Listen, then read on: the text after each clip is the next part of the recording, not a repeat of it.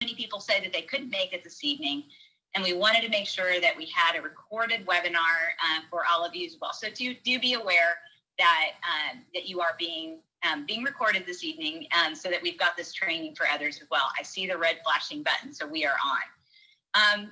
Lastly, tonight is going to be, we need to make sure that our questions are short and they end in a question mark, which means we're not just making statements, but we're asking specific questions. And those are the ones that we're going to be able to respond to. And tonight's focus is cash flow to stay in business.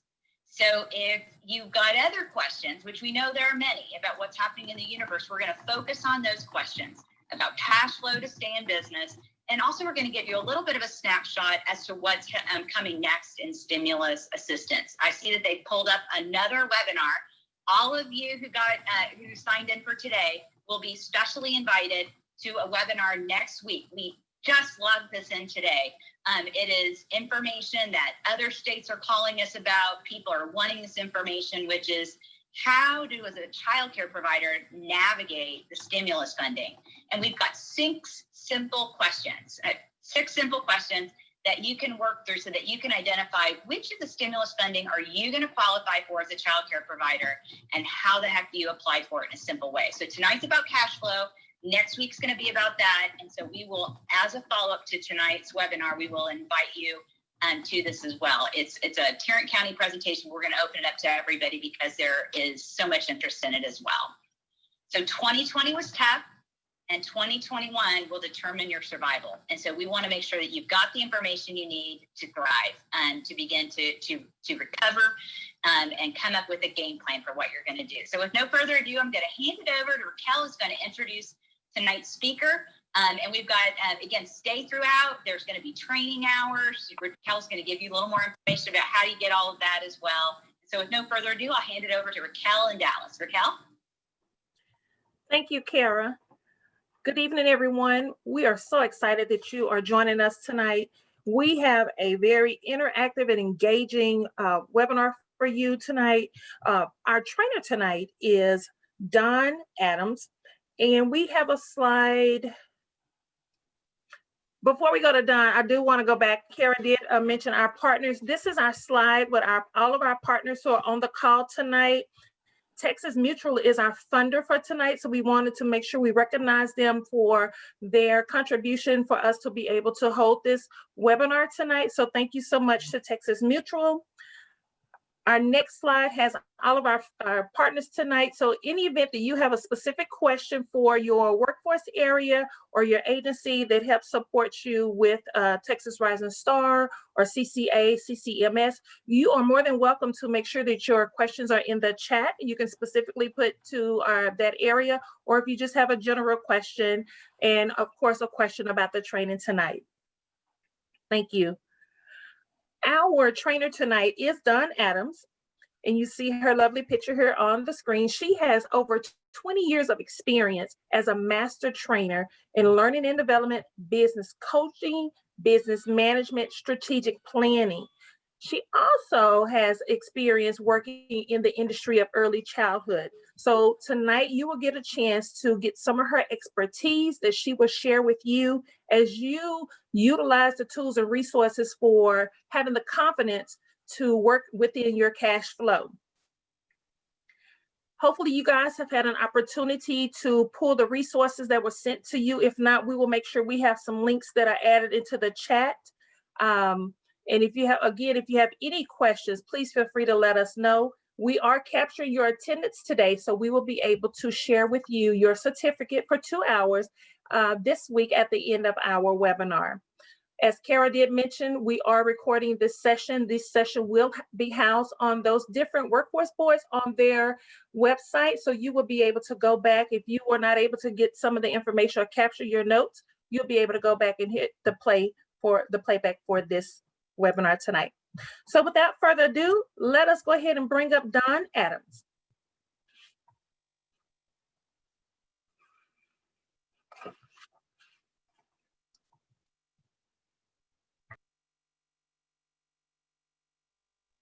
Okay, thank you. Sorry about that. I hit mute, but it didn't unmute. So thank you, Raquel. As Kara mentioned, tonight is all about cash flow.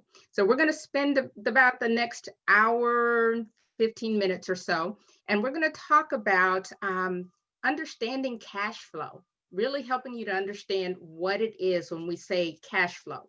We're going to talk about how's your flow. So you're going to have an opportunity to do a couple of exercises with your own information. In the invitation for the webinar, you received some instructions, and you were told, I believe, to bring, grab copies of your bank statements and your bills and invoices and all of those things. And if you have those available, it's going to make this much more valuable to you, because you'll be able to get a little practice in and try a few things out. Then we're going to talk about increasing your flow, your cash flow. What are some things, some great tips and tricks on how to increase your cash flow? And then we'll wrap up with next steps, and that's our challenge. I like to end each session with a challenge to get you to move forward and take some action to get some things started. So we're going to go ahead and get into the information. So we're going to talk about understanding your cash flow. So what is cash flow? Cash flow is really just a simple fact of cash coming into your business. What income do you have coming in? Where is your money coming from to run your business? And it's also, what do you have going out? So it's income and outgo. So it's the cash flow is the difference between the amount of actual cash that comes into your business and from your revenues and support, wherever you're getting revenue from, and the actual amount that's going out of your business. So this is all of your expenses. So salaries and rent, office supplies, anything that you have to pay for.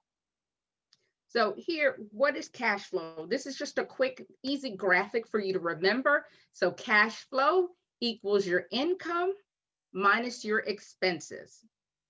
So think of your cash flow as the river of life for your business.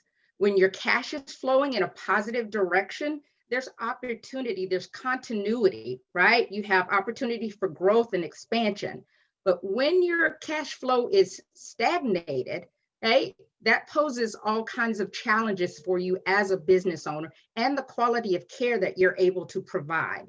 So I want you to remember this. Your goal as a business owner is to always have a positive cash flow.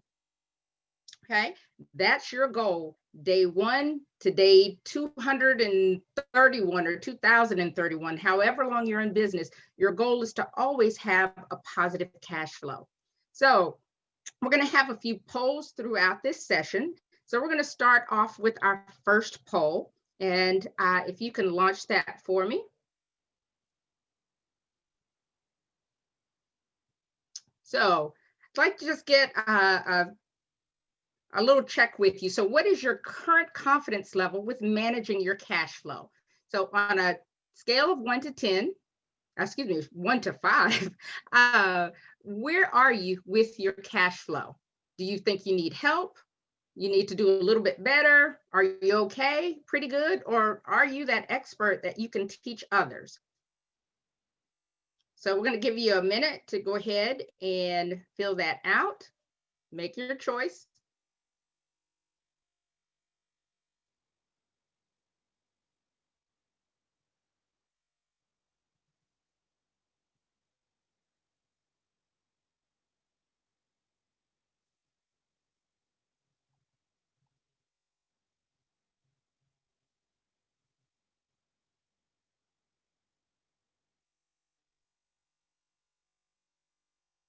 Okay, and our results coming in.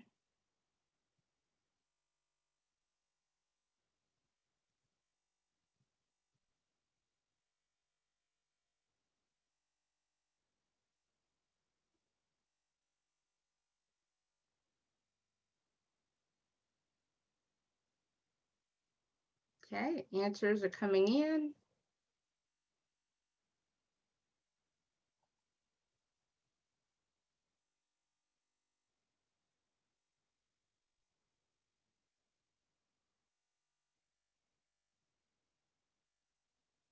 Okay.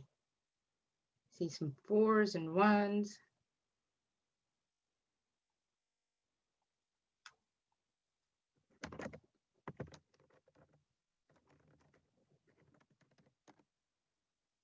All right.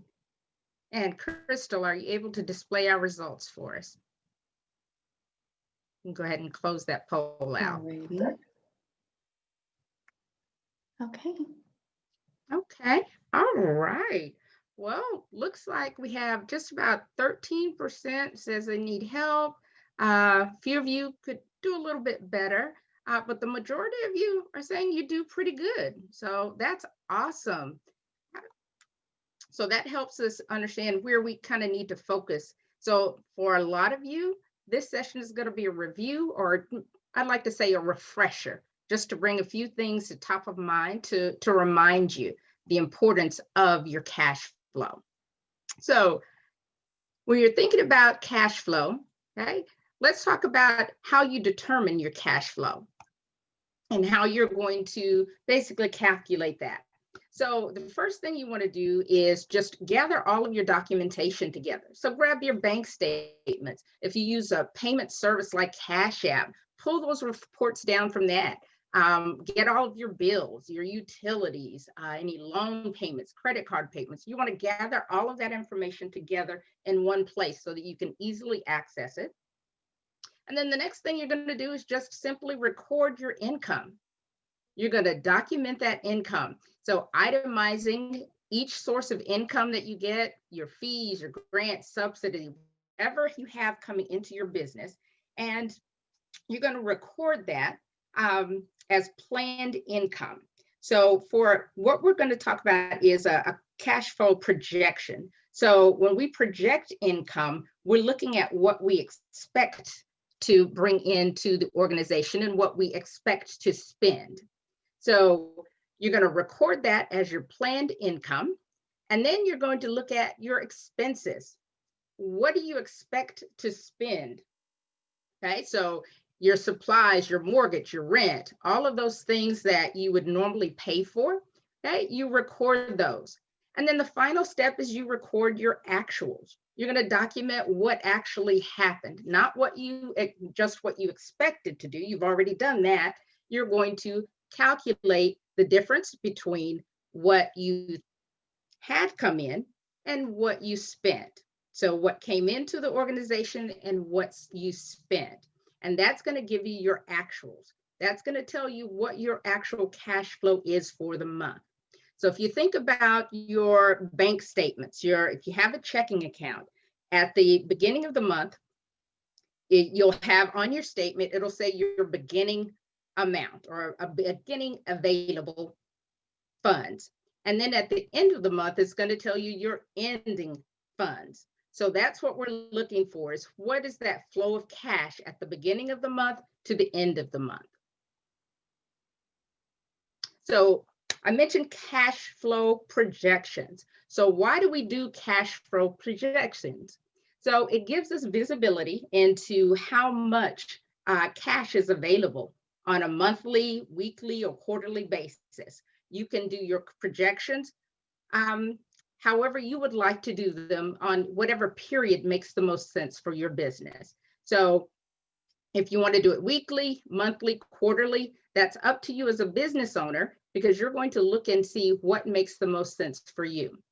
Your cash flow projections help you identify any cash management issues that you have.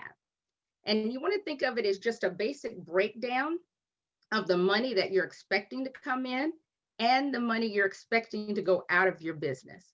So when you're calculating this, you get a clearer picture of what's happening in your business over a specific period. Now, when we're not watching that cash flow closely, we may make the mistake of thinking that there's sufficient money available to cover all of our expenses. And what happens is that if we're not watching it closely, we can have a few missteps and mishaps. And what happens, for instance, if you're not keeping a close eye on it, you may have expenses that are come due before you've actually received the income. or you won't pay attention to the actual cash that's going out and don't account for it, and find out that at the end of the month, you're sitting in a negative space with your cash flow. So the next thing we're going to talk about is how you're going to calculate those. And we're going to have a couple of spreadsheets that I've sent out to you. You should have received those, and we're going to work in those. And we're going to take a look at a monthly calculation first. And when you're looking at your cash flow projections, think about this. You're trying to identify any problems or challenges that you may have in your flow of resources in and out of your business. And another great thing to think about when you're thinking about your cash flow, in addition to helping your business run more smoothly, an adequate cash flow is important when you're looking for additional funding for your business. So if you go to a lender, they're going to want to know if you're able to each month pay for the loan. So your cash flow can give them a view into how effectively you manage your cash and if you're able to make due on your loans. So monthly cash flow. So you received a handout, the cash flow tracking. So it's a very simple form, okay? And it can be much more complicated, but we like simple. And it has a couple of things we're going to go over. So you'll track it monthly, if that's your choice. We break it down by income. So you're going to track all of the cash that's coming into your organization. And you're also going to calculate and document all of the expenses that are going out. And we do this, as I said, as a projection. So you're going to look at your planned first. So when do you do your planned? When do you document that? You're going to do it either at the very end of the month or the first part of the next month that you're projecting for. And that just gives you the opportunity to see where you are at the end of the month and where you're planning to go. So your planned is what you're expecting to receive and spend for that month. So do that at the beginning of the month, I said, or at the very last day of the previous month. Your actuals, you're actually going to track that as you go along through the month. So what do you actually receive and spend? It's best if you do it as you go along. As you pay out, go ahead and track that. That helps you to keep a tighter hold on it. Now, there are a couple of different kinds of costs, and actually a number of those. We're going to talk about fixed costs and variable costs. Now, when you're tracking your cash flow, what's an easy tip to do is your fixed costs. Those are the things that are the same every month. It's your mortgage, it's your rent. Those don't change on a regular basis. So you can drop those into your tracking form easily and have those there. So you don't have to input those every month. Your variable costs, those are things that are going to change on a regular basis. So your variable costs are your utilities and supplies, those things that are basically impacted by usage or their consumables. So those are the two things that you're going to be tracking. So what you're going to do is you're going to document your plan, as we mentioned. So we're going to take a look at a live version of this form. Give me just a moment to share it out.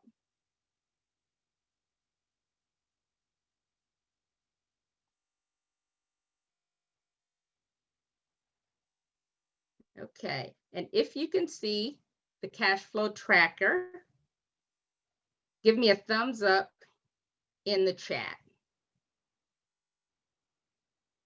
Don, there was one question that came up real quick on the chat. Mm-hmm. And it was, can the cash flow chart be what we consider a P&L? Yes and no. So your P&L is your profit and loss statement. So it is that of sorts, but your cash flow P&L, you're generally looking for finality. Your cash flow, you're just trying to see what's coming in and going out. but it is in sorts, it is a type of a P&L, yes. Great question. So we're looking at the cash flow tracker. So if you'll look here, I'm highlighting, okay, the categories. So this is editable, and you will just customize it to what you need for your business. So you always want to make sure that you're caring for all types of income that are coming into your business. Same thing with your expenses. You'll see there, it's all editable. You want to make sure you have enough leeway and fields in your document, in your tracker, to include everything that's happening in your business from a cash flow standpoint. Okay, we've plugged in a couple of things here. Now, this example that I have is already calculated, so we like easy, as I mentioned before. So we have a version that you can just drop in your numbers and it calculates for you. So make sure that as you enter your information, that you're checking it against all of your documents. You're not just plugging in numbers. As you complete your cash flow projection for the month you're planned, you want to make sure that you're looking month over month to make sure you're making as accurate projections as possible. And at the end of the day, okay, you want to make sure that you have positive cash flow. So as you can see here in our example, I've projected and I've not completed all of it. We wanted to keep it as simple as possible. We've plugged in some numbers for you. So we had $3,500 in income for the month, and we had only a few expenses. So we had some rent and we had some supplies, and those totaled $635. So my income was deducted, or excuse me, my expenses were deducted from my income. So my total profit, or my total income for the month, is $28,665. So it's a very simple document to use. Right. So now we've looked at that. So I've talked about just the quick tracking of planning. Okay, and excuse me. Sorry about that. Let me get some water. Thank you for bearing with me there. So I've talked about just quickly planning, quickly projecting what you plan to spend each month using a simple tracking form such as this. So we're gonna come off of the share there and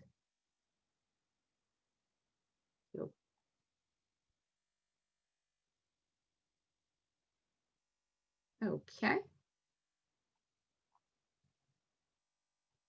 And if you can see the projection of the deck again, just give me a thumbs up. All right, that's great.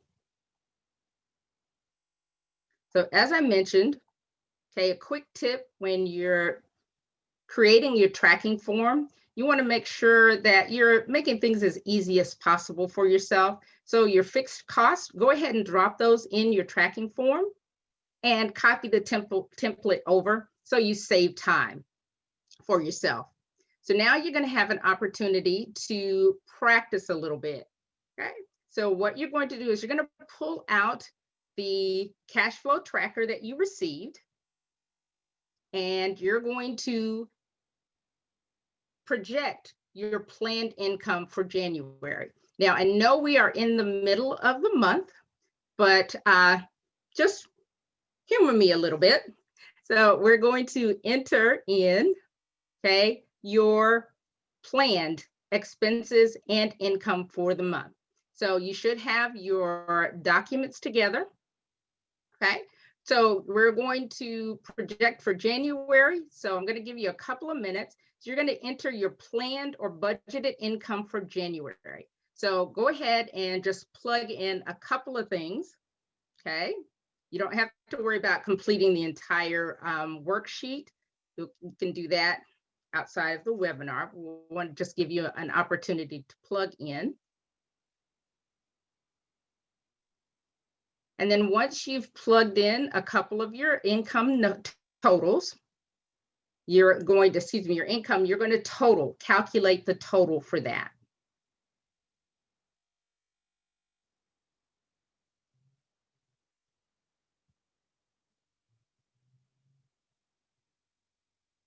And once you've done your income, you're going to go ahead and plug in some numbers for your expense totals. Okay, what are you spending? So, and for this exercise, it may be easiest for your fixed costs, those things that don't change very frequently. And once you've done that, you're going to subtract your expenses from the income you've recorded.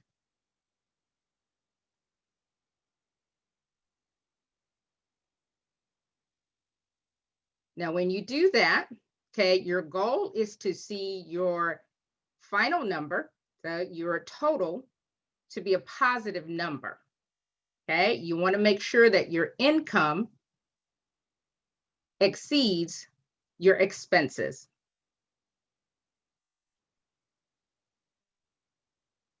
Okay, so you had a little time to do that. Now, what are you looking for when you complete your cash flow tracking for your planned expenses and income for the month? So what you're looking for is your projected end of the month cash positive? As I mentioned, you want to make sure that what you're projecting or what you're budgeting for is that you have enough cash to carry you through the next month. So is your projected cash flow positive? You want to think about, do you expect any increased costs when you're planning your projections? Okay, is there anything that's going on in your center that might cause you to have to pay out more than you normally would? And then think about, is there anything going on that might impact the expected income or expenses? Okay. And your goal, yes. There's a couple of questions that I had that came up. One of them was, are you referring to the bank statements or our ledgers? So it would be your cash flow ledger. You have a cash flow ledger. Mm-hmm. And then the other question was a little while back. It says, do grants and the additional 25% from CCS count as other income? And we might need to have one of our panelists support you with that question as well. All right. So yes, it is income. Definitely. Okay. Is there one of the panelists have any additional information to share on that? This is Sherry with Child Care Group, and you are correct. That would be considered income. Yes. So hopefully that answers it. So basically, income is any money that is coming into your business. Okay. So it could be even if you have someone donate funds to your business, that is income. So definitely, great question. So now, okay, thanks. Now we know what to look for. Okay, at the end of the month, you're expecting to have a positive cash flow, and you want to keep an eye out, as I mentioned, on any expected increases. Okay, we know things do happen that we don't expect, but if you can foresee them by looking deeply into what's going on in your business, that helps you out quite a bit. So we've looked at the we've looked at the monthly projections, and we're going to come back to it and look at the actuals in just a moment. So as I mentioned earlier, so you can do your cash flow projections weekly, monthly, quarterly, and yearly. Okay, we're focusing on monthly and quarterly. Now we're going to take a look at quarterly projections and see what that benefit is to us. So your quarterly projections. So what that does is that provides you with a broader visibility into what's happening with your cash flow over a quarter period. It's easier for you to track trends and see what's actually happening, and it allows you to make better decisions with your cash and how you move forward with your business. So it gives you, you can see further ahead and better planning. So let's take a look at the tool that we sent out. So the tool was a quarterly cash flow tool, and it's a little more in depth than the simple monthly form that we shared, right? But it's still simple.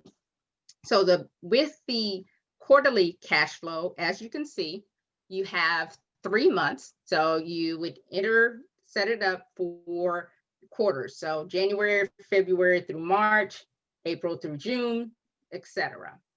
So it has additional information. So you have your standard fields and your income, expenses. You still track your planned and your actual, but it has a variance for you. So there's a variance column here. And what the variance column does is as you project your planned income and expenses, you populate those fields. And then when you start entering your actuals, this actual tool will calculate the exact dollar amount difference, whether it's positive or negative for you. So it gives you a quick way to see what's actually happening with specific line items that you're tracking. So the additional thing that with this tracker, or excuse me, with this tool, it allows you to see a little bit better overall what's going on with your business. So you have a beginning balance cash on hand. Okay, that's just plugging in from your bank account. Okay, what's actually on hand. Okay, so it's simple to fill out, as I mentioned. So we're going to take a look at a couple more things. With it, as I mentioned, with your cash on hand, start with your bank account and enter your actual available cash. That's how you're going to start out. And then it'll get easier as you plug in. You're going to pull your numbers from your accounts each month. So what are you going to look for with your quarterly cash flow? You're going to look for, again, is your cash balance positive at the end of the day? You're going to look for patterns across the quarter to see, are you seeing that your accounts receivable, okay, are they coming in late, causing you to have shortfalls in the coming up months? You're going to look to see, can you adjust a few things, right? Can you adjust expenses? Can you improve how you're paying out or receiving income on a monthly basis to balance your cash flow out better? So let's take a look at, okay. So one thing I just noted, I wanted to mention, so if you are doing yearly projections, and I know right now we're just focused on month to month, first quarters or so, you can identify any real problems with your cash flow with a yearly projection, because it will allow you to see if things are happening at certain times of the year, which is a really great piece of information as you plan your business choices. So we're going to take another look. So we're going to look at how to monitor your flow. So this little activity I'm going to have you do, I'm going to share out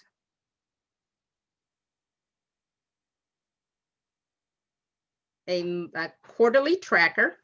And what I would like you to do, we're going to look at the expenses first. Now, as you look at the expenses, I want you to, in the chat, note if you see anything that would cause you concern or something that may be a little bit off. There are a couple of things in this tracker or that you might want to be concerned with as a business owner. So we're going to look at the income first.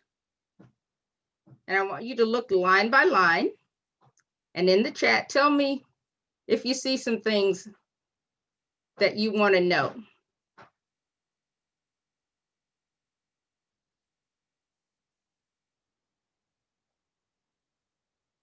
Okay, so a couple of things that are coming in the chat. And Raquel, I can only see part of the chat for some reason.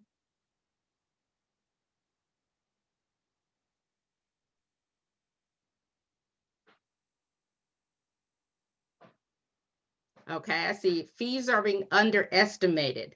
Okay, yes. So the numbers in here are just plugged in numbers, just so you know, they're not real numbers.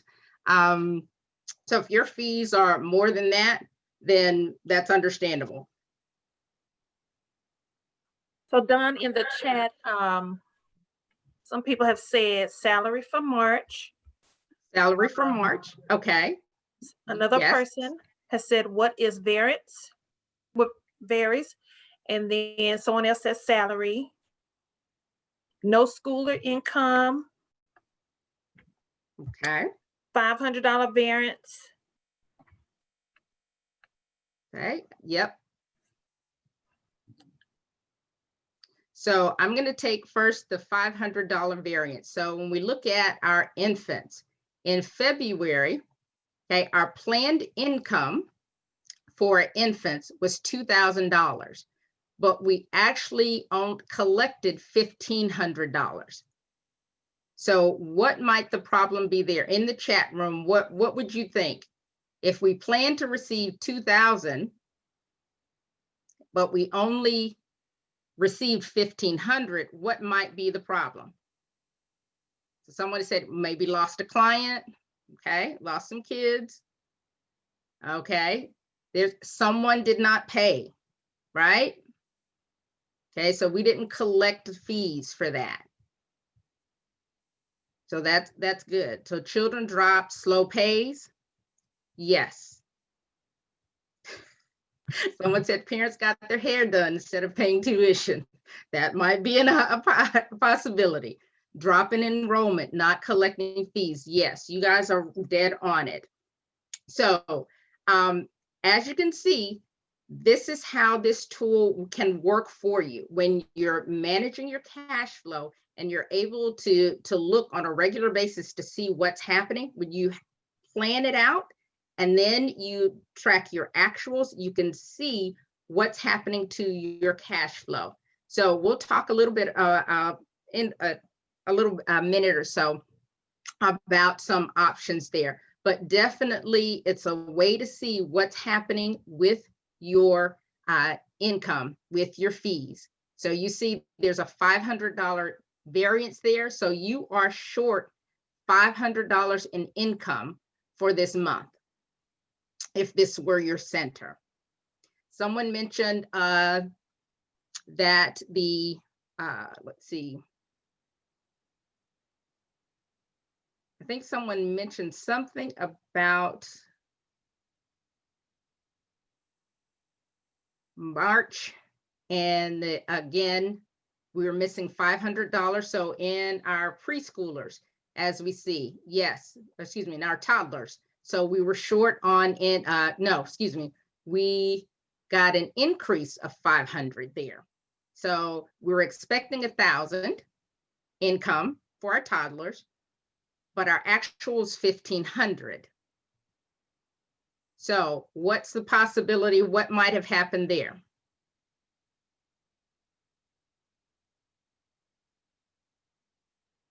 New child, yes.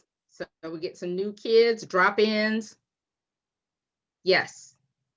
It could also be a parent who had late paid before, or we didn't have, they didn't pay, and then they paid. So you're tracking the income as it comes in. Your actual is what is actually coming in.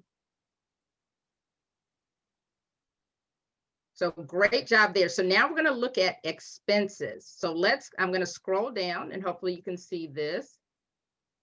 So I'm going to scroll down to operating expenses. So now there are a couple of things here in our expense category. So I'd like you to do the same thing. Let's take a look and see what are some flags there that you see. And in the chat room, that chat, drop it in there.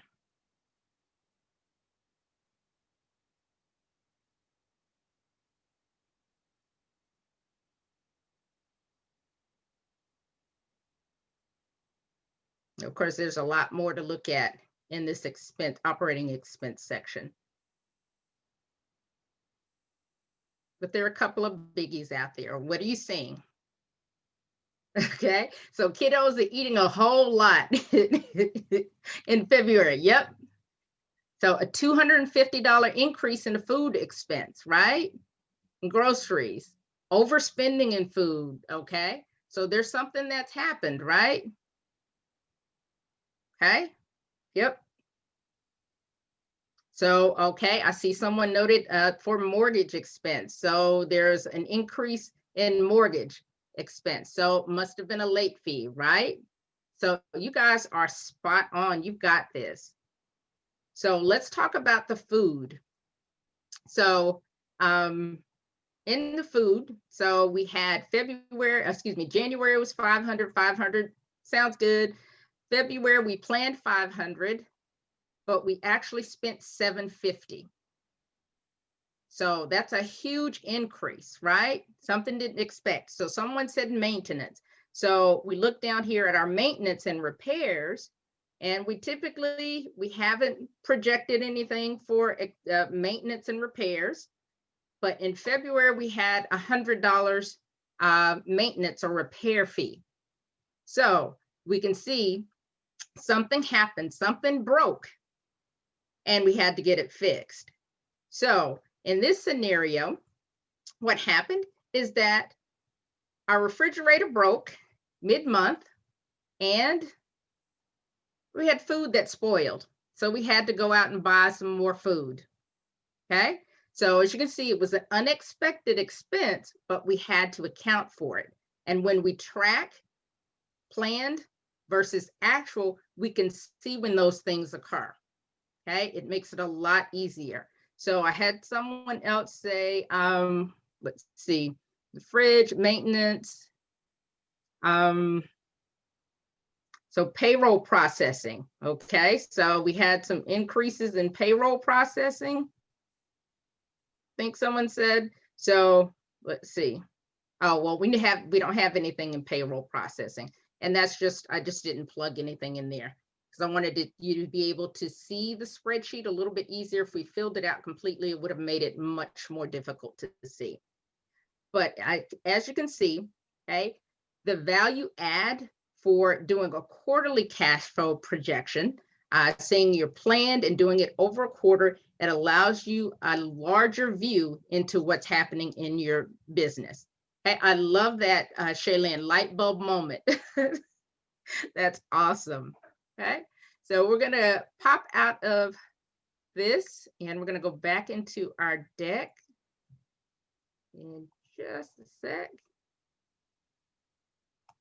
Okay, so great job, you guys, in looking at that and analyzing the spreadsheet to see what's happening in your business. So those are the things that you're going to want to do on a regular basis to figure out what's happening with your cash flow. If you're not looking at your cash flow on a regular basis, you're really kind of flying blind and you don't know when things unexpected hit you, you're going to be caught off guard. For sure. Okay. So we've monitored our cash flow over the quarter. So great job, as I said. Now let's look at your flow. What's happening with your actual cash flow? So we already plugged in your planned for January, even though it's mid-month. So you've plugged in Now we're going to get ready to do your actuals in just a moment. So what we have another poll that I'd like to pop up.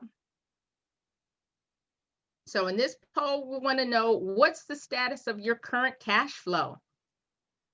Are you overflowing? You got cash to spare? Do you have a steady flow? You're just kind of floating along? Or are you trickling? Okay, you got a slow drip going on? Or did someone turn off your tap? So let's see what's happening with your business. Don, we also want to just make sure everyone is aware that in the chat function, we did drop the link where you can find the documents that Ms. Adams is speaking on right now. There are Word documents and Excel documents. You're able to drop your information from your financials that you have directly into the Excel spreadsheets that are in the Dropbox. So if you want to click on that link, you can open it up on your screen and follow along with Don as well. Yes, thank you, Raquel.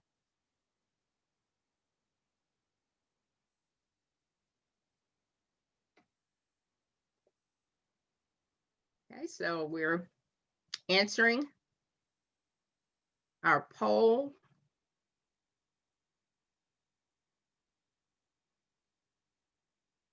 Okay, and Crystal, whenever you see most have responded, we can go ahead and close the poll and get our results.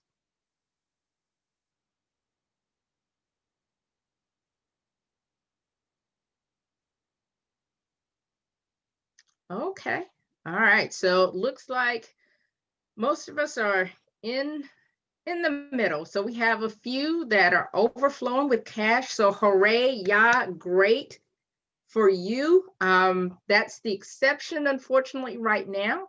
About 43% of us are floating along. So you're making it. So that's good.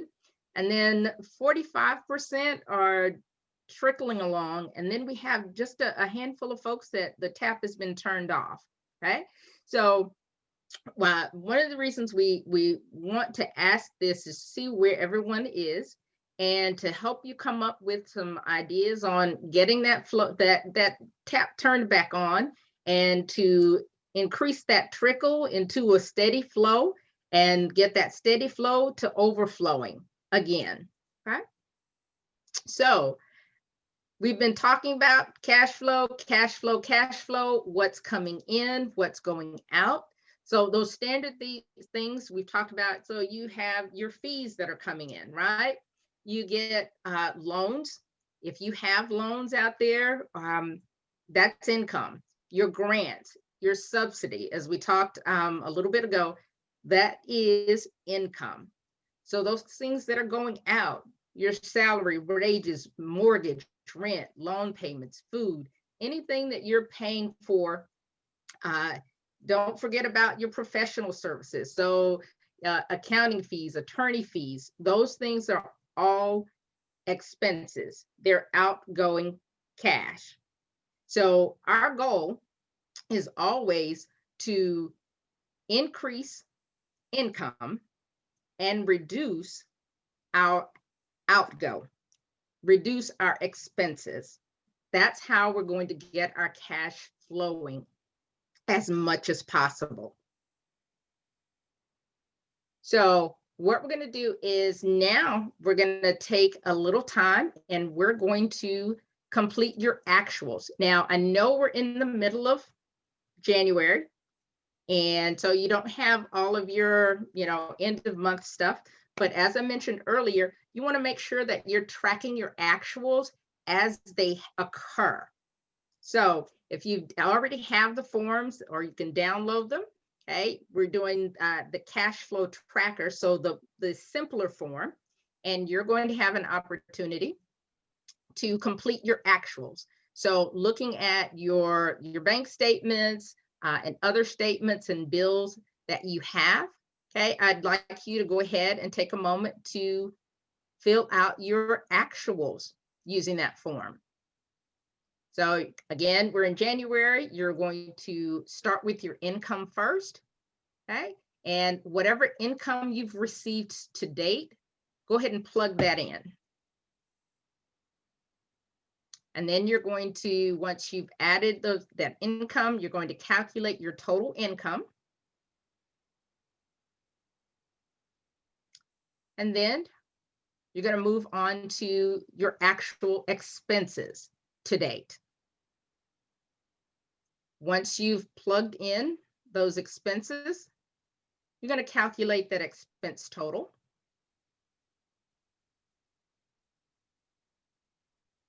And then once you've done that, you're going to subtract your actual expenses from the actual income. And that's going to give you your cash flow position for January as of today. Okay. So I see okay, I thought I saw a question in the chat, but I guess not. Okay, so once you've done that, okay, your actual income minus your expenses is your actual cash flow. That's your cash flow position, as I mentioned, and that tells you, gives you a clue as to what's going to happen in the next month. Are you going to be okay? Okay, or are you going to have to find some additional sources of income to get you through the month? So what are you looking for when you're completing, okay, your actuals? So as I mentioned, is your actual end of the month cash balance positive? That's your goal. Okay, ask yourself, did you spend more than you planned in some areas? And if so, why?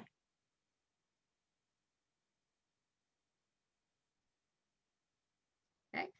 Is your revenue received in a timely manner? So as when we looked at the quarterly spreadsheet and we saw we were analyzing that, and someone mentioned for our infants, we were 500 in the hole for, I believe that was March. Okay, we were not receiving our income in a timely manner. So that's a negative impact. And again, the same question, are there some receipts or expenses, things that you can move around, shift around to increase your monthly cash balance? Okay. There are two questions. Okay. One of them is asking, how would you enter which month the food program when it comes in? Okay. And then the second question is it a good idea to have more than one bank? Okay, so great question. So we're going to answer the food program question first. So you enter the income in the month that it comes in. So if you're planning, so let's say, so you've submitted and in January, or excuse me, let me go, let's say December. So you've submitted in December, and I'm just using these dates just for easy. So you've submitted in December, you're expecting it in January. So in your plan, you're going to say, I am expecting, say we'll say 500 from the food program to hit my account in January. If that money comes in January, then in your actuals for the food program, you're going to enter that $500. Now, let's flip it up a little bit. Say you submit it, you're expecting it in January, but oops, something happens. It doesn't come until February. You enter your plan, you were expecting it in January, but it didn't come till February. So I want you to tell me in the chat box, when am I going to enter the actual? Am I going to enter it in January or February? In the chat box, tell me. Yes, in February. You got it. So remember, actuals it's real, right? It's real hard money. When did you get it? When was it placed in your hand or your bank account or your Cash App? When did you actually get the money? That's the real deal. That's your actual. Planned is really what I'm expecting to get, what I hope I'm due it. It should be here, but I'm hoping it hits there. But if it doesn't, I'm going to track it for when I actually get it. Okay. And then what was the other question? I'm sorry, Raquel. The other question was, is it appropriate to have more than one bank account? It's not inappropriate. I would direct you to your financial advisor. It depends. There's some financial advisors or accountants that recommend having more than one account for specific things, or more than one bank, but you definitely want different accounts to track different things. You may want different accounts, for different things. But you want to definitely check with your financial advisor on that. And Don, there's one more question that popped up, if you don't mind. Mm-hmm. One of our home providers wants to know, are we supposed to pay ourselves? If so, how do we input that? Okay, so that's basically considered a draw. Okay, and what you do, you still want to account for it because you're paying yourself. So under your salary, so if you're a home provider, it's your salary, it's your wages, or the technical term for it is a draw. You want to plug that in. That's an expense. So pay yourself. If you're not paying yourself, you're volunteering. Okay. So definitely pay yourself and track it under your salary or wages. All right. Okay, that questions. All right. So what are you looking for when you're plugging in your actuals?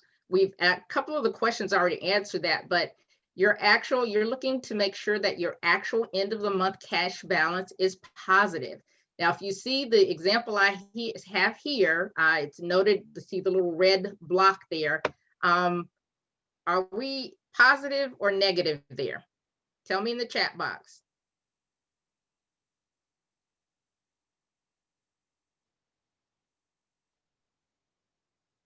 Yes, negative, all caps, negative, negative, and negative.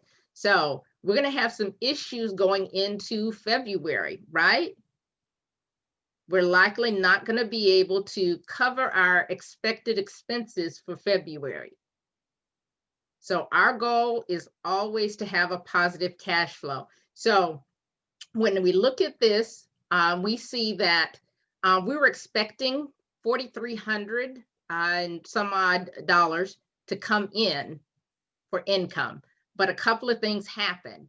If you can see, we were expecting a $3,000 grant, but for some reason that didn't come in. So that impacted us. So it's key that as you input your plan, you have to track it and watch as you go through the month, what's actually happening. Because if I looked at mid-month, say I was expecting the grant at the beginning of the month, and 2 weeks in, it's not there, then that's telling me I need to start looking at what's going on, and I need to figure out how to cover for that and find out why it's not there, but also what can I do to change my cash flow position, because I already know that I was going to be in the negative because I did not have that money already. All right. Other things. So did you spend more than you planned in some areas? Is your revenue coming in timely? And then can you switch things around again, as I mentioned before?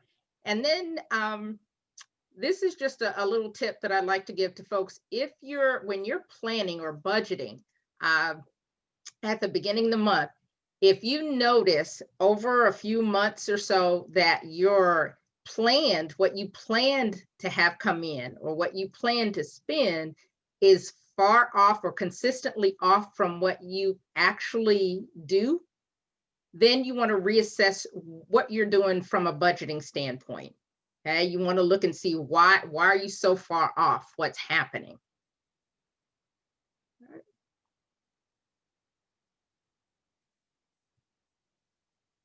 Okay, so we've talked about, you've had an opportunity to project your plan. You've had an opportunity to plug in your actuals and see what's happening there. We've analyzed a cash flow statement or cash flow projections over a quarter. Now we're going to look at ways to increase your cash flow. So before we do that, we have another poll. And Crystal, if you can pop that up for us.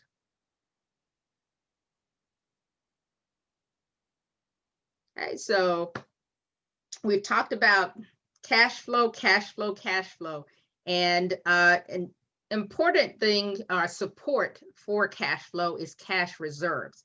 So what we'd like to know is what amount of cash reserves do you have available for business emergencies? So 6 months or more, 3 to 5 months, 1 to 2 months, a few weeks, or nothing at all.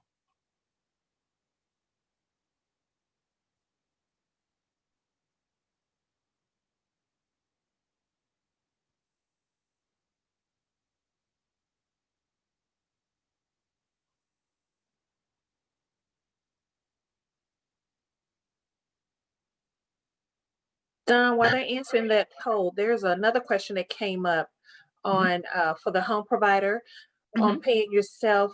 Do you do that before or after bills are paid? That is an excellent question, and I've never had that question. So I'm going to lean on the other panelists if anybody has any wisdom to share. My philosophy is to pay yourself first, but that's not everyone's philosophy. So I would say if they're, and when you say bills, are you talking, what kind of bills are you talking about? Are my lights going to be off? You know, that type of thing. So, and you want to make sure your draw is reasonable.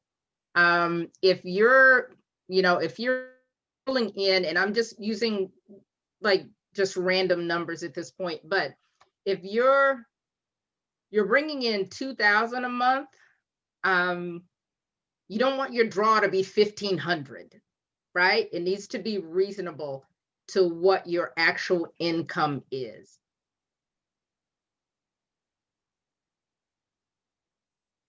And so I see, so you don't want to get into a situation where you have to put money back into the business later. And I'm not sure if that's related to the draw question. So we do have Cynthia on the call, and she is joining us also from the Tarrant County Small Business Development Center. She did have a response, and I will read her response. Okay. I also have my mic Okay, go ahead, unmuted, so Cynthia. I can kind of expand on that a little bit. Please. You know, especially if you're a very small daycare or if you're a home provider, you get caught up in the cycle of you don't have enough cash to pay those bills. That could mean your electricity being shut off. You know, so you're in a tough situation, and then you get yourself in a cycle. That's the problem, is when you get into that cycle where there's not enough cash to even pay the basic necessities. And as Dawn is doing the whole cash flow analysis from the beginning, that is really so important. It's one of the first things we want to do as business advisors, is have you do a cash flow analysis for this specific reason, so you get a good idea of where your money is going, how much money you actually need to run your center, and then you can set your price points for your enrollment. It just kind of builds. And that's why this subject matter is so important. So it just really depends on where you're at. And I would say do this cash flow analysis, and then, you know, speak to a business advisor or somebody else to kind of help you find some ways to make sure you're not in that cycle where there's no funding that you can't pay yourself, because that is just, especially in this industry, that is so common with our home centers and our small centers with directors that are owner directors, where they put themselves on the back burner and just pinching those pennies just to keep the center open. And so I would say do the analysis that Dawn has given you. These are excellent resources. And then sit down and really take a look and see what you need to do for your business so you are able to pay yourself. Yeah, awesome. Thank you for that. And just to tag on to that, so I do have a tool, and we'll make sure that everybody gets it. It is a cost of care, basically calculation form. To a lot, what we've discovered, or what I've discovered, is that a lot of, especially small care providers, don't actually know what it costs to provide the care. So you want to know what your cost per child costs are so that you set your prices right. So we'll throw that in as a bonus for you. All right. Thank you. Great questions. And was there another question, Raquel? No, not right now.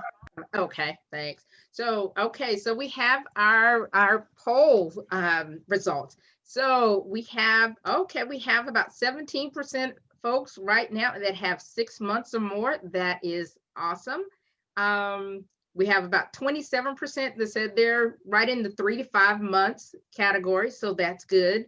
And then 23% 1 to 2 months, and 15% with about a few weeks, and then about 18% no reserves at all. So I'm actually really encouraged by these numbers, given what has happened with COVID over this last year. So I see that you all are, or a lot of you are, being mindful of building that reserve so that you can sustain your business in tough times.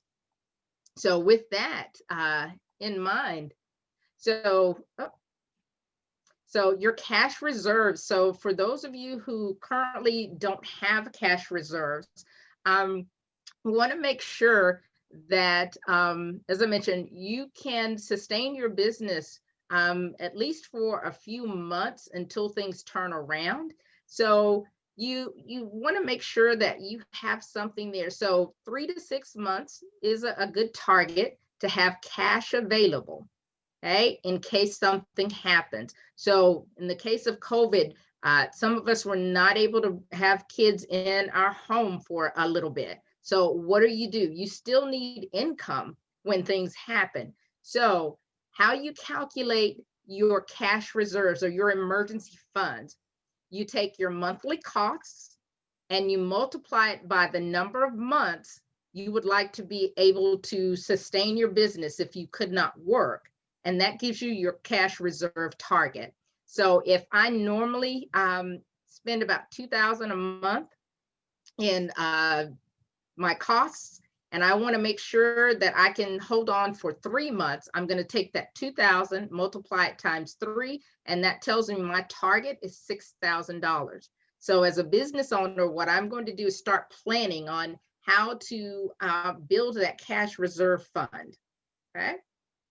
So, and I just share that because in these times when we're thinking about cash flow, when your cash flow gets clipped, if you have an emergency fund, your cash reserves, that's what that's for. That's for you to dip into to keep your business going during those challenging times.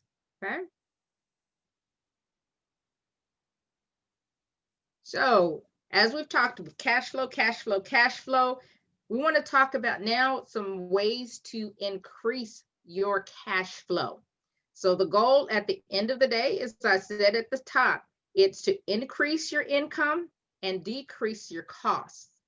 So as you're reviewing your financial statements, you want to review them with the mindset that your center's life is dependent on it.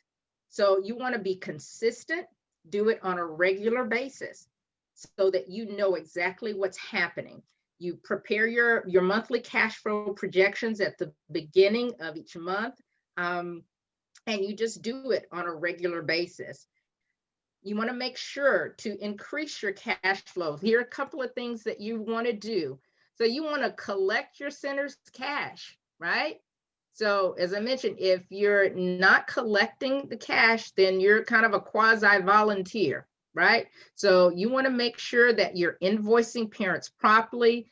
And there are a couple of things that you can do if you're not already doing it. You can offer auto pay, where it's auto debited from the parent's account, right? So that you get your cash. You don't have to ask for it. It's coming automatically. That's a great tool to use.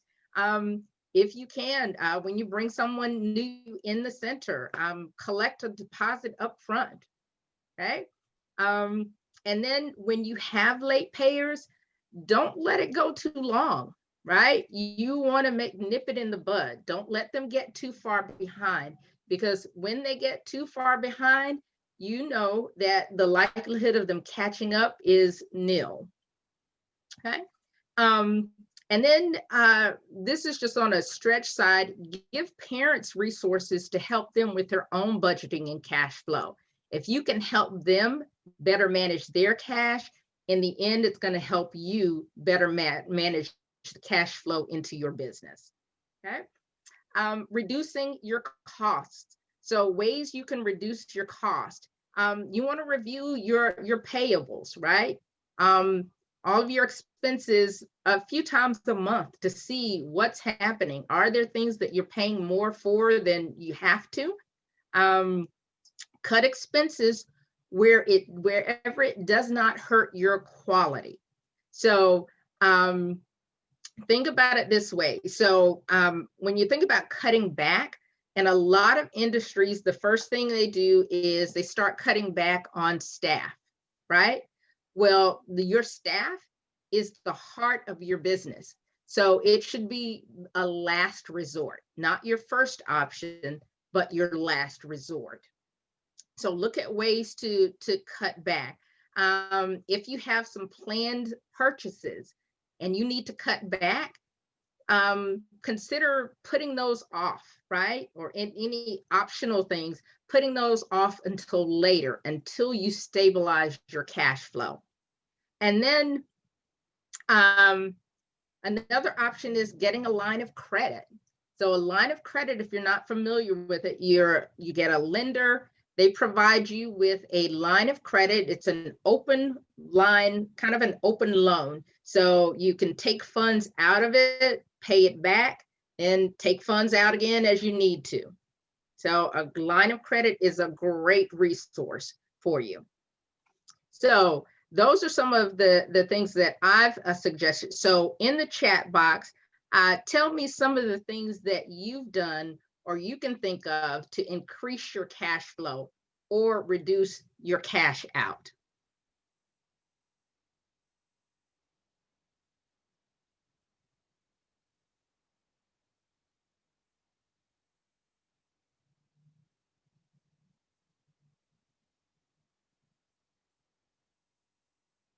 Okay, that's a great point. So someone posted, a lender will tend to not lend you when you're showing zero or negative cash flow.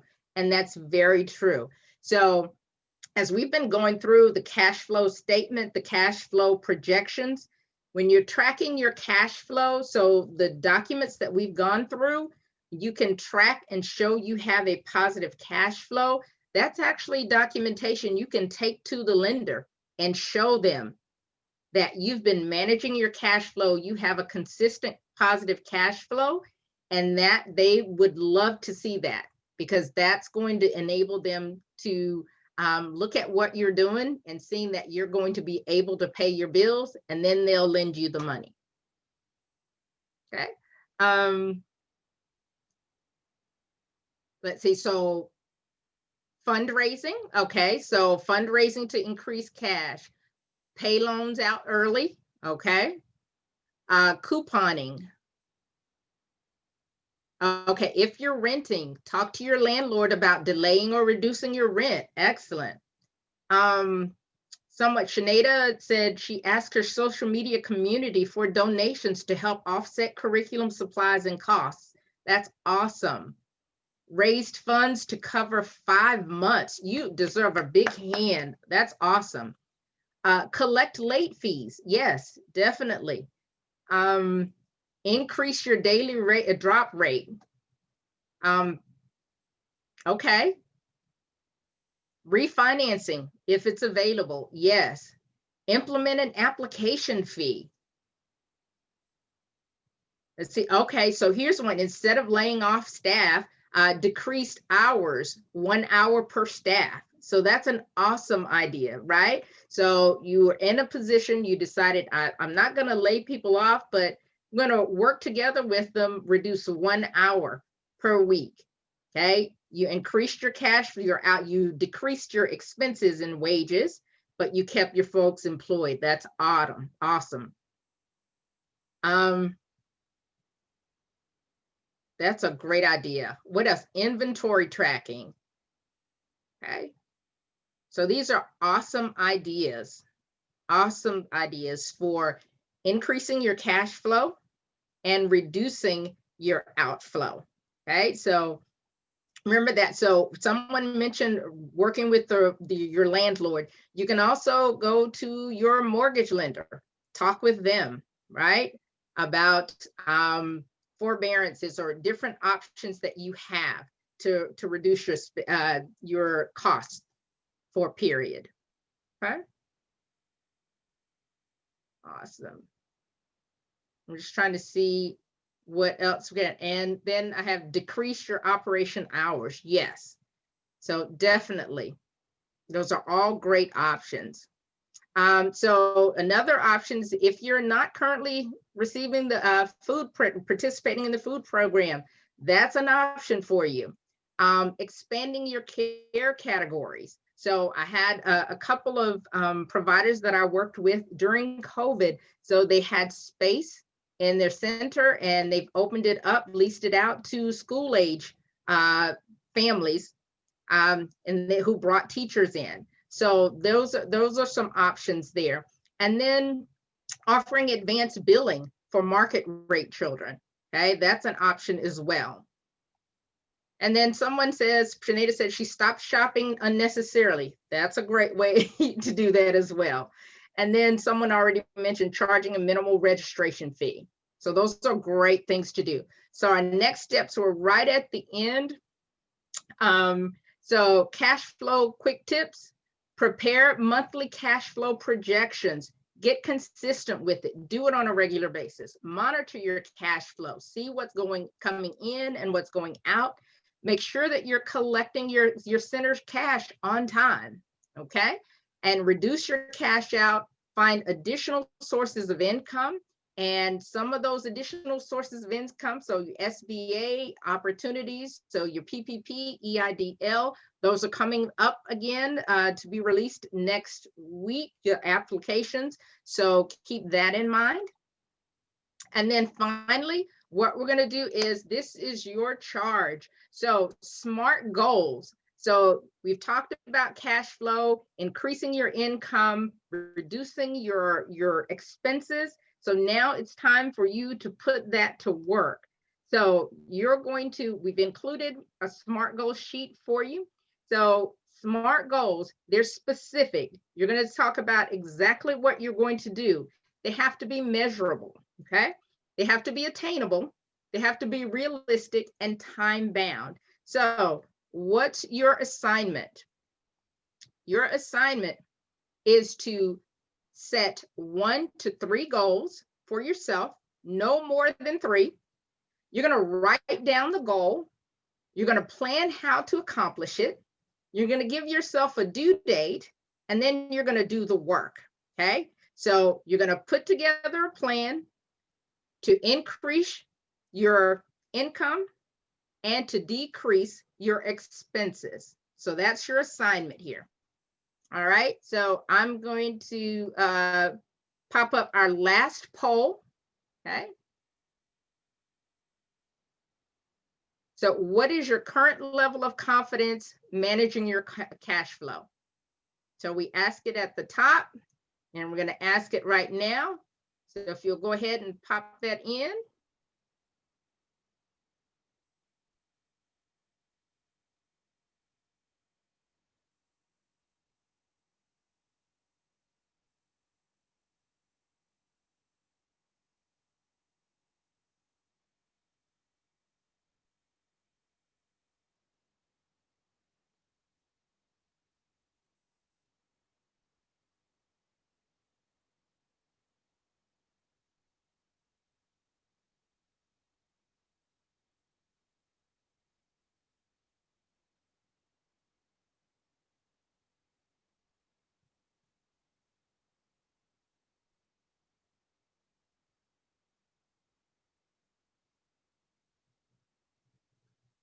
Okay. All right, so it looks like this has helped a few, so good to see that.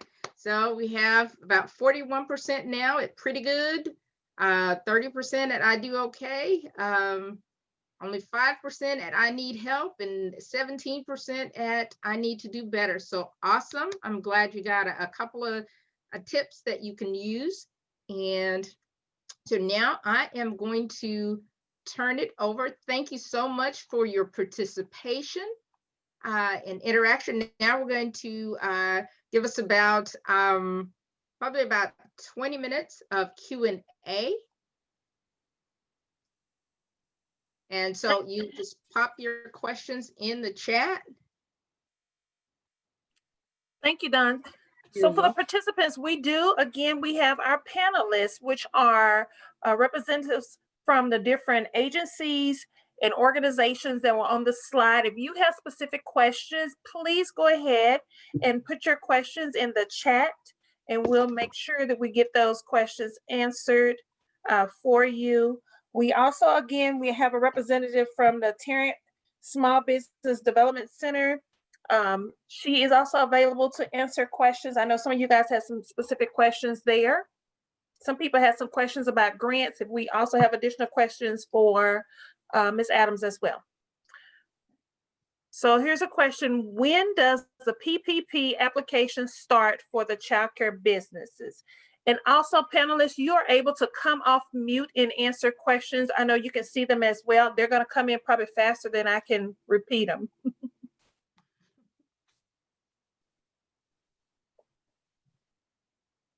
The PPP, if you already received your PPP, you'll be available. There's a possibility that you'll be eligible for a second draw. Initial PPPs for minority, women-owned, veteran businesses for most of the CFIs, which are community financial institutions, those opened yesterday. Tomorrow, they will begin opening certain CFIs for people who meet the eligibility requirement for a PPP, what they're calling a second draw. And then there will be, at some point in time, the date hasn't been solidified, when all of the CFIs and CDFIs will have the portal open.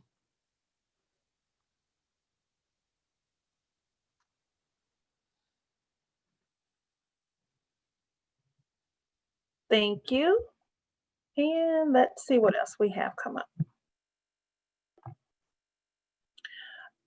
Someone was asking about the documents. We just put the link back again in the chat function for the Dropbox. All the documents are there, but we will also send those out as well.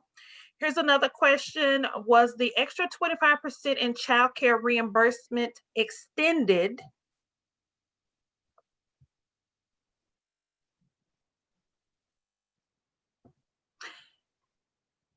And anyone from any of the... Raquel, this is Nicole Allen in Tarrant County. I can take that question. Thank you. You're so welcome. First, I just have to say this has been a very enlightening training. So thank you so much, Dawn, for your training. It's been wonderful. In reference to the 25%, we are still awaiting approval. So we are very, very close for the approval of the extension of the 25%, and we should have a full answer by next week. And as soon as we get that information, we will definitely make sure that it gets communicated directly to all of the child care centers. No, it's not just for Tarrant County. This is statewide. This is all of Texas that we're waiting for the 25% extension approval. Thanks, Nicole. I think there's also a question about a comparison for QuickBooks. So we're looking for a resource, an additional resource outside of QuickBooks.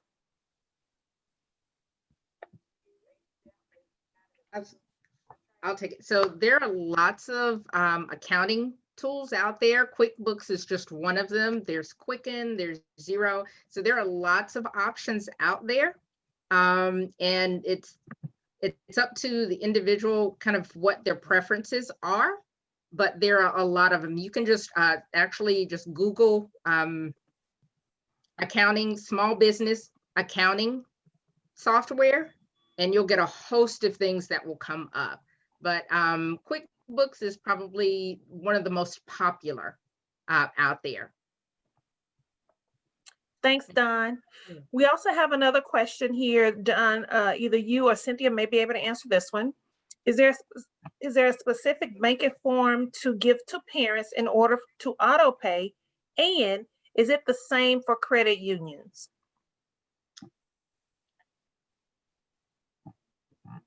So I think you would need to check with your banking institution what they prefer or what they require.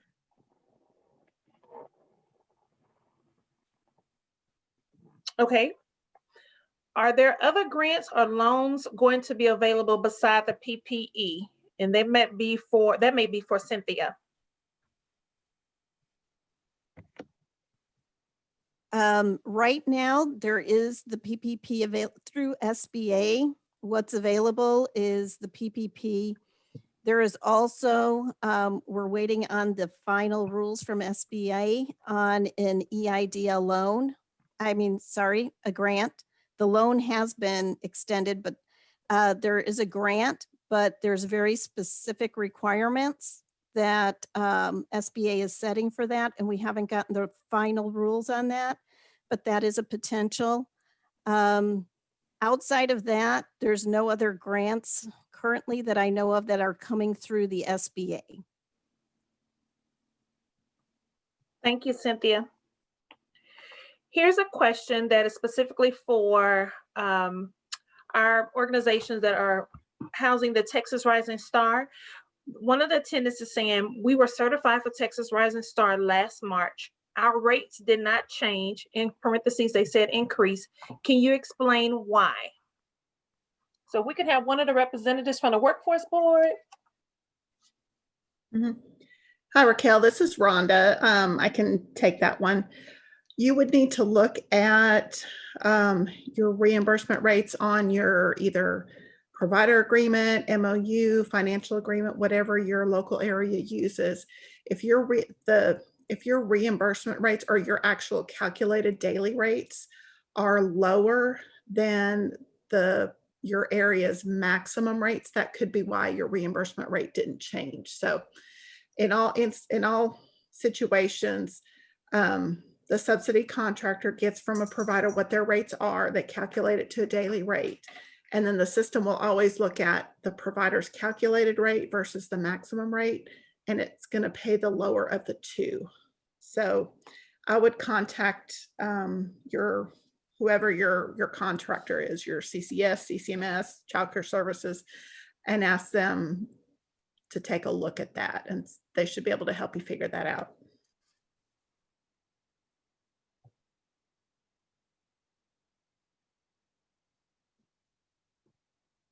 Thanks, Rhonda.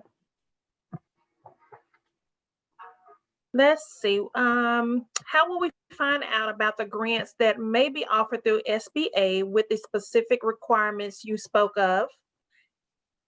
And I believe you can go to their website, but Cynthia, if you want to come on and speak to that question, that would be great. Sure. We will be working with Child Care Associates to get the word out when we have that information available. And so they are going to help us make sure that that information is available, whether it be in a webinar or a fact sheet, we haven't decided, but as soon as those rules are released, we're definitely working with them and partnering with them to make sure that everybody has that information. And then for those of you who are here from Dallas as well, we will make sure we share that information to the Dallas area as well, in for Southeast Texas and Heart of Texas as well.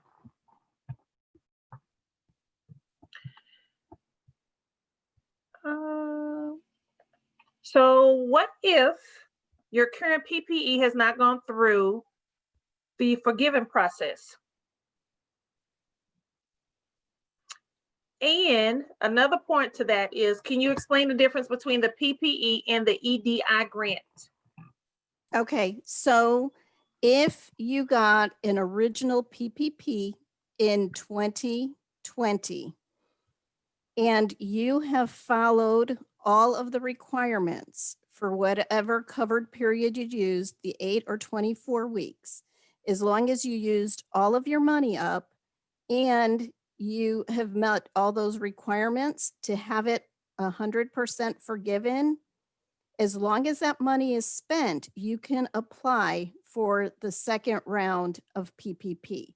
But your money must have been spent, and before you apply for your PPP round 2, your second draw, and you must have met all the requirements of forgiveness, and that's maintaining your full-time equivalency or using the safe harbor, whatever your situation was, if you didn't maintain your employee level.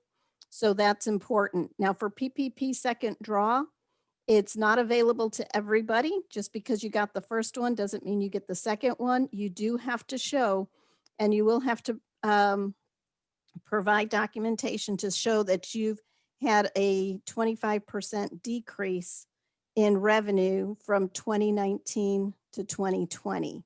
And there's a few other stipulations, but we're going to be working with Child Care Associates as well to get all that specific information out.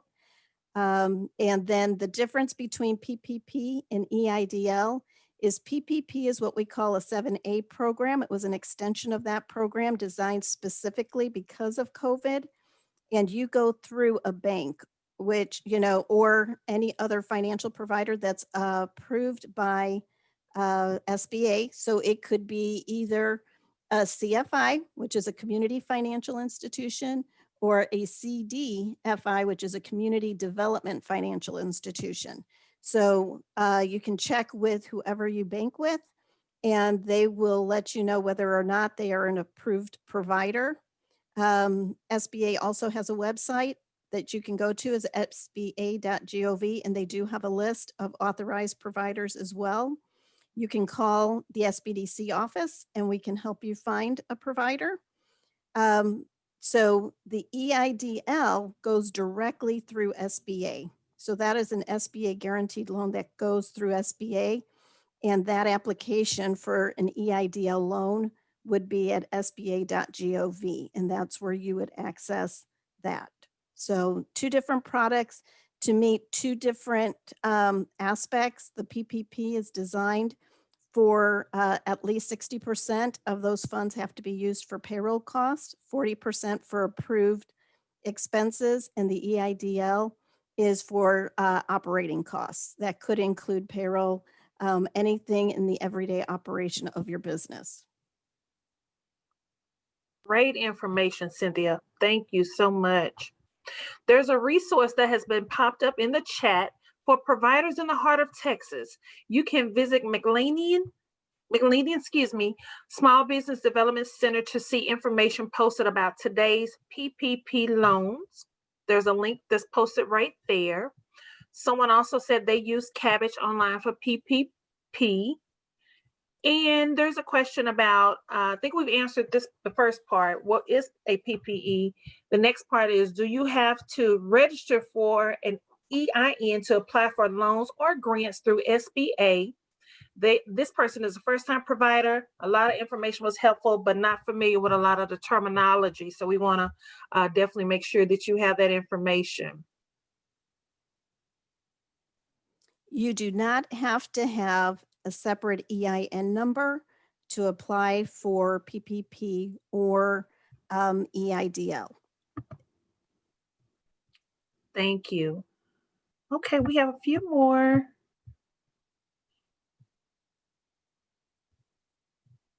Oh, people are asking whether they sign up for the next training. This is great. We will make sure we have everybody's contact information. We will make sure you get that information ASAP. Maybe not tonight, but it may come to you tomorrow. And there was another question. I'm trying to get back up. You guys are asking great questions. Keep them coming. Oh, are there additional grants available through the workforce areas? And I think we answered that one already.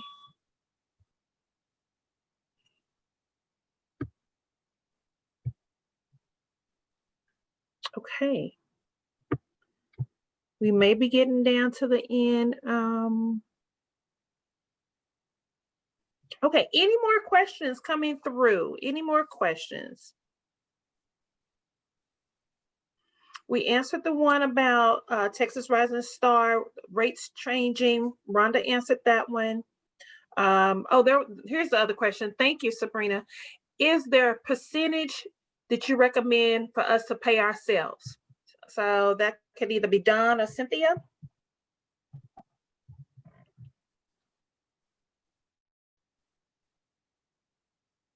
Yeah, Cynthia, I'm going to let you have that one. Okay. I was waiting, Dawn. I was going to defer to you first, and then I will take that. Dawn mentioned earlier that whatever it is, it has to be reasonable. And I think if you do Dawn's cash flow sheet, it's going to give you a good idea of how much money there's going to be. But you also have to have in mind how much would you get paid if you were doing this, say, somewhere else? Because you don't want to get into a situation where you're paying yourself $2.50 an hour, because that would not be in what we would consider the reasonable,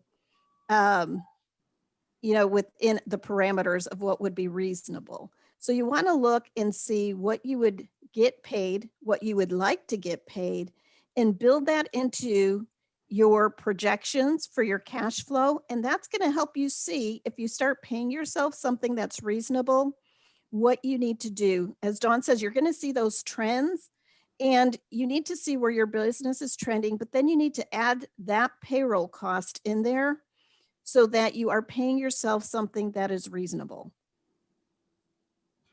I know it's obscure, but everybody's situation is different. Where your location is different, and what you actually think is reasonable is going to be different than others.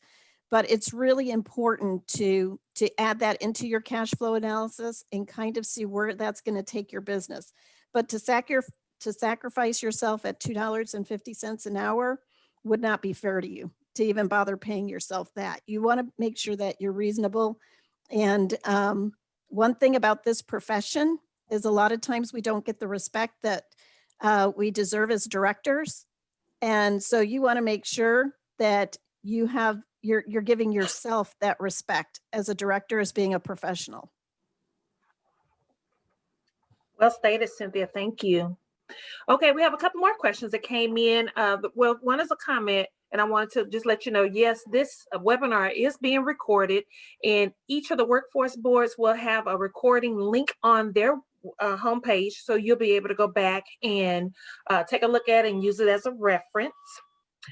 The other question that came up was, what if I never received the PPP and ended up getting the SBA loan, which isn't forgivable? Can I apply for funds through the,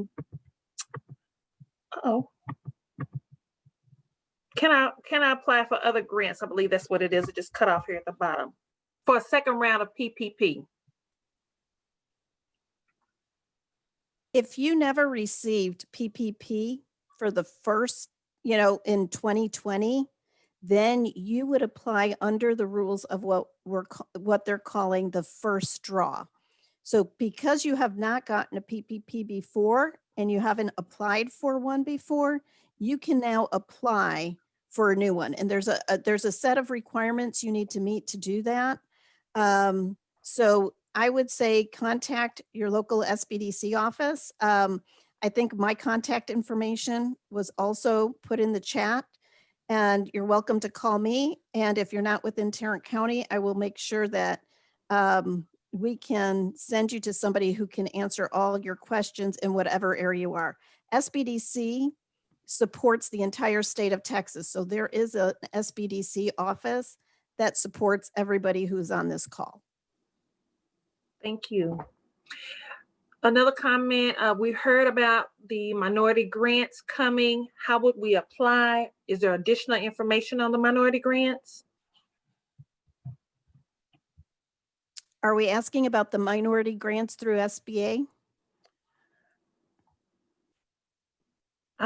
They didn't speculate which one. They just, several people had just asked about minority grants. Okay, so I will let you know that part of the funding for PPP is set aside for that classification of minority-owned, women-owned, veteran-owned businesses.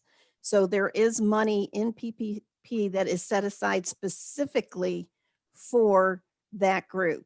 I am not aware of any other specific loan that is targeting that group except what is within PPP.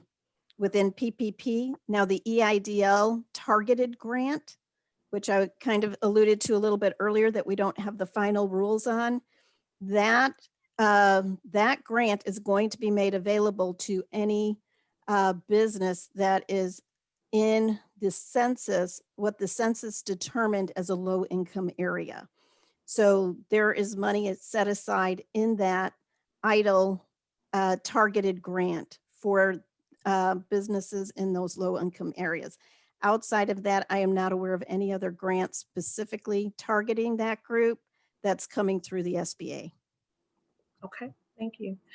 Do we have any representatives from the workforce areas that are aware of any grants? That was the very next question after that one.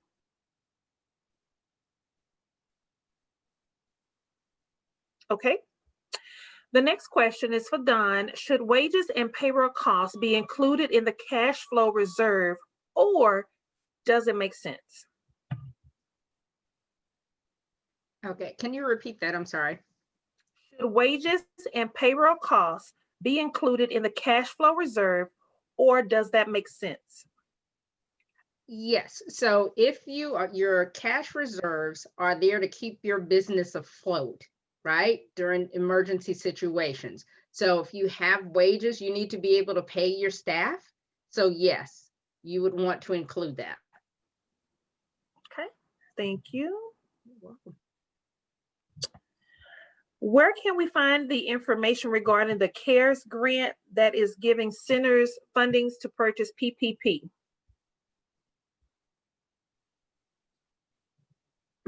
So there's no grants to purchase.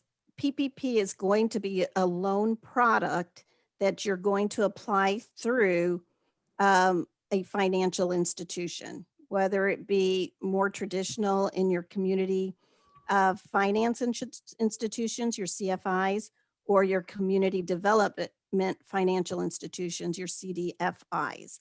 So you're going to apply for those PPP loans. The thing with PPP is if you follow all of the requirements that are set forth there in the program, you can apply for that loan in its entirety to be forgiven.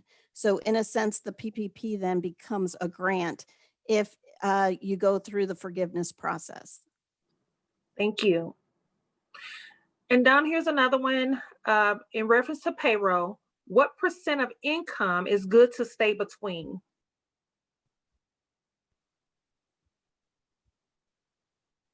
I'm not sure I understand that question. Ms. Butts, do you want to explain more in the chat for your question? And we'll be able to address it that way.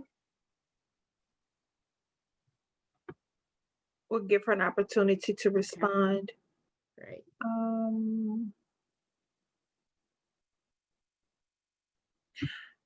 There's also a resource that says if you need PPE, please contact your local workforce board for information. Some areas have cities and counties funding that can help you with your PPE resources.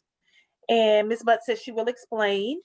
Here's another question for Cynthia. How is SBA required to show a business loss 25% in revenue? So what do they need to show that loss? So what you'll do is if you were in business in 2019, what you would need to do is take 1 quarter from 2019 and you're going to compare it with the exact same quarter in 2020. And that is going to show where that decrease in your revenue was. Very good. Okay, Raquel, I'm going to jump in real quick. Yes, I was just about to announce you. Go ahead, Tori. Nope, go ahead. So next slide, please.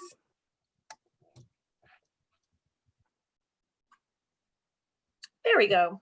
At this time, guys, we want to thank you for participating. I want to bring on our CEO and president of Child Care Group, Mrs. Tori Manis. Thank you so much, Raquel, and thank you to Dawn for this great information. I hope that all of you learned some things tonight that you can begin to use right away. I know I found it very, very interesting, and I loved all the great comments in the chat. I wanted to pick up on something that Dawn said earlier when she started out. She said, your cash flow is your river of life, and she's exactly right. It's really vital to understand your different sources of income, whether it's tuition, grants, food program, et cetera, and your outflows. But it's not enough to just understand your cash flow today. We really need to be looking forward to the next couple of weeks and months. And what are our projections about what business will look like going forward? Really, what we've all experienced over the last 10 months, COVID-19 has really revealed the fragile infrastructure of the childcare business, something that we've known really all along. But it's going to create some changes in our industry, and we need to be prepared to think about that and act now. So, you know, of course, all of our individual circumstances are different. And I like to say, while we may not be in the same boat, we are certainly in the same storm. So our goal, as Kara has said from the beginning, is to tie our lifeboats together so that we can survive in 2021 and beyond. So our session tonight on understanding our cash flow is a great first step to help you plan forward for your business. And we want you to know that we are, all of us who are sponsoring tonight's program are here for you, and we're committed to helping you do everything you can to help support and sustain your businesses. So someone asked earlier about next steps, and we're thrilled to be able to present another webinar on Thursday, January 19th at 7 p.m. We will have Gary Romanov, the president and CEO of Civitas Strategies, which is a national consultancy, as our speaker. And he's going to be sharing strategies that are very much tailored to childcare providers on how you can apply for stimulus funding, the details, the resources you need to help complete the application process. So we're going to follow up with an invitation. So be watching your inbox. So we'll send an invitation to that training. Thanks again to Dawn Adams for sharing her expertise. And thank you so much to our various workforce board partners for their support tonight. And on behalf of Kara, Waddell, and myself, I want to thank our incredible teams at Child Care Group and Child Care Associates for their work in putting together tonight's training program. I want to remind you, we're going to put up a survey, and we hope you'll take a few minutes to fill it out and give us some feedback. And we will look forward to seeing you virtually again very soon. Thanks so much. And you can go to the survey now on this link.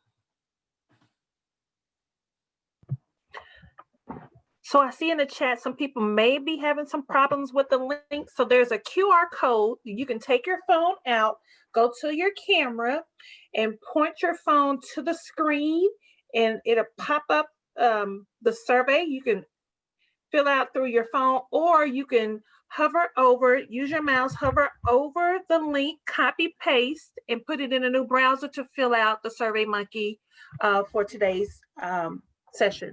As well as we just placed it as a link in the chat as well. We really thank you guys for coming tonight. I hope you got some good nuggets that you can continue to use in your business. We want to thank you all for participating in our webinar. Look out for your surveys that will be coming within the next week. We did have over 170 people on the training, so it may take us a couple of days to get those surveys, get the surveys and certificates out to each one of you. So thank you guys so much.